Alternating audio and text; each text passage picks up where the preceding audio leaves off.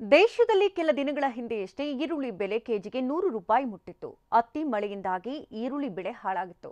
ಹೀಗಾಗಿ ಈರುಳ್ಳಿ ಪೂರೈಕೆಯಲ್ಲಿ ಕೊರತೆಯಾಗಿತ್ತು. ಆದ್ರೀಗ ಈರುಳ್ಳಿ ಬೆಲೆ ನಿಯಂತ್ರಣಕ್ಕೆ ಬರ್ತಾ ಇದೆ. ಇದಕ್ಕೆಲ್ಲ ಕಾರಣ ಕೇಂದ್ರ ಸರ್ಕಾರ ಕೈಗೊಂಡಿರತಕ್ಕಂತ ಕಠಿಣ ಕ್ರಮಗಳು.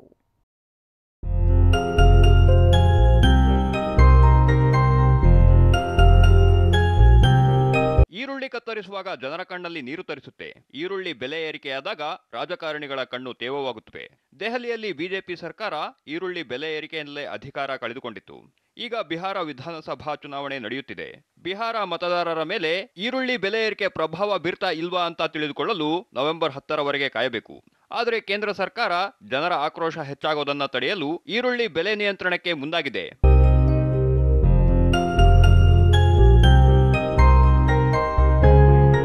ಬೆಲೆ ಏರಿಕೆ ತಡೆಯಲು ಕೇಂದ್ರ ಸರ್ಕಾರ ಕೈಗೊಂಡಿರುವ ನಾನಾ ಕ್ರಮಗಳನ್ನು ಪರಿಶೀಲನೆ ಮಾಡೋದಾದ್ರೆ, ಕೇಂದ್ರ ಸರ್ಕಾರ ಈರುಳ್ಳಿ ಆಮದು ಬೆಲೆ ನಿಯಂತ್ರಣಕ್ಕೆ ಮುಂದಾಗಿದೆ.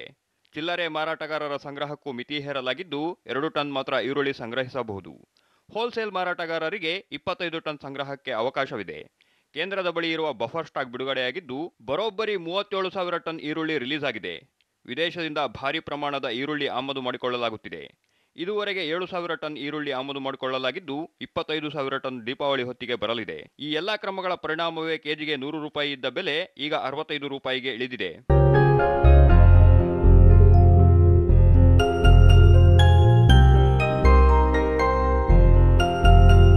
ಈರುಳ್ಳಿ ಮಾತ್ರವೇ ಅಲ್ಲದೆ ಇತರ ತರಕಾರಿ ಉತ್ಪನ್ನಗಳ ಕೊರತೆಯಾಗದಂತೆ ಕೇಂದ್ರ ಕ್ರಮ ಕೈಗೊಂಡಿದೆ. ಸದ್ಯಕ್ಕೆ ದೇಶದಲ್ಲಿ ಆಲೂಗಡ್ಡೆ ಕೆಜಿಗೆ 65 ರೂಪಾಯಿಗೆ ಮಾರಾಟವಾಗ್ತಿತ್ತು. ಆಲೂಗಡ್ಡೆ ಬೆಲೆ ನಿಯಂತ್ರಣಕ್ಕಾಗಿ ಕೇಂದ್ರ ಸರ್ಕಾರ ನೆರೆಯ ಭೂತಾನ್ ದೇಶದಿಂದ ಆಲೂಗಡ್ಡೆ ಆಮದಿಗೆ ಒಪ್ಪಿಗೆ ನೀಡಿದೆ. ಭೂತಾನ್ನಿಂದ 30,000 ಟನ್ ಆಲೂಗಡ್ಡೆ ಆಮದಿಗೆ ಕೇಂದ್ರ ಸರ್ಕಾರ ಆದೇಶ ಹೊರಡಿಸಿದೆ.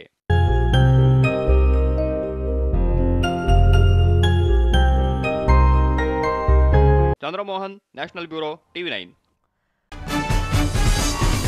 ನಿಮ್ಮ ನ್ಯೂಸ್ ರೂಮ್ ಪ್ರತಿದಿನ ರಾತ್ರಿ 9 ಗಂಟೆಗೆ.